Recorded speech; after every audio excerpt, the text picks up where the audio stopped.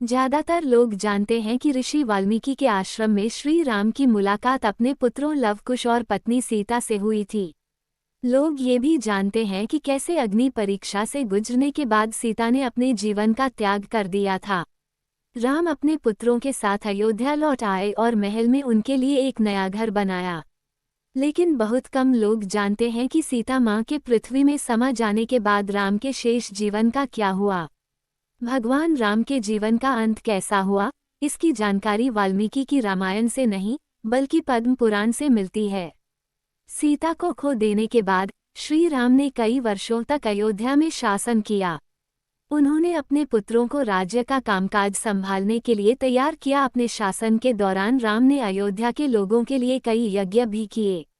अयोध्या की प्रजा पहले से ही राम को अयोध्या का सबसे अच्छा और आदर्श राजा मानती थी। राम का जीवन ऐसे ही चलता रहता है। एक दिन एक बुद्धिमान ऋषि राजा राम से मिलने आए और उन्होंने एकांत में प्रभु राम से कुछ महत्वपूर्ण बात करने की अनुमति मांगी।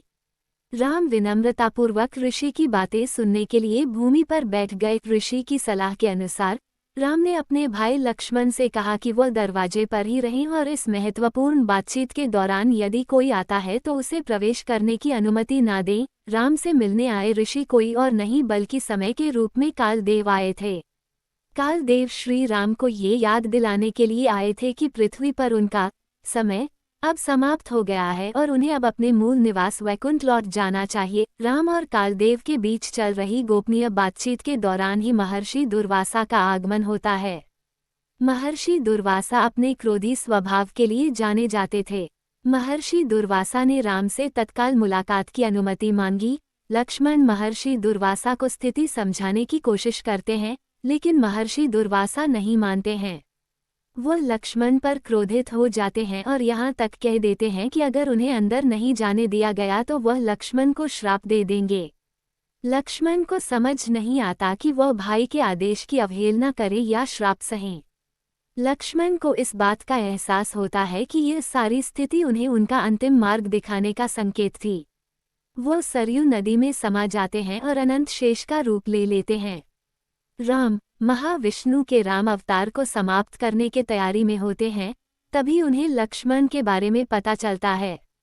वह भी सरयू नदी में अदृश्य देवों के साथ चलते जाते हैं और इस प्रकार उनका राम अवतार समाप्त हो जाता है। सरयू में समाने के तुरंत बाद महाविष्णु अपने मूल रूप में उसी स्थान पर प्रकट हुए जिस स्थान पर लोग पहले से ही इकट्ठा थे।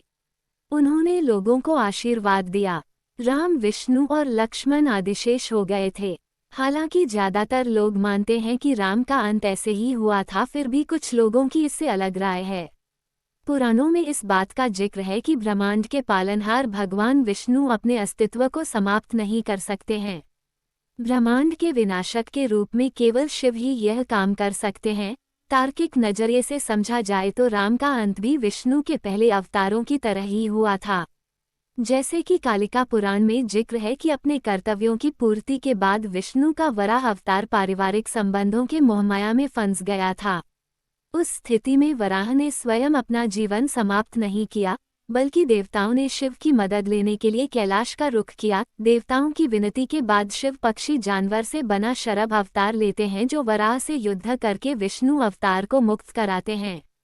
इसी तरह भगवान शिव के शरभ अवतार ने नरसिंह अवतार को भी नष्ट किया था। भगवान राम स्वेच्छा से अपना अस्तित्व त्यागने वाले पहले अवतार थे, क्योंकि उन्होंने एक आदर्श मानव पुरुषोत्तम का जीवन जिया।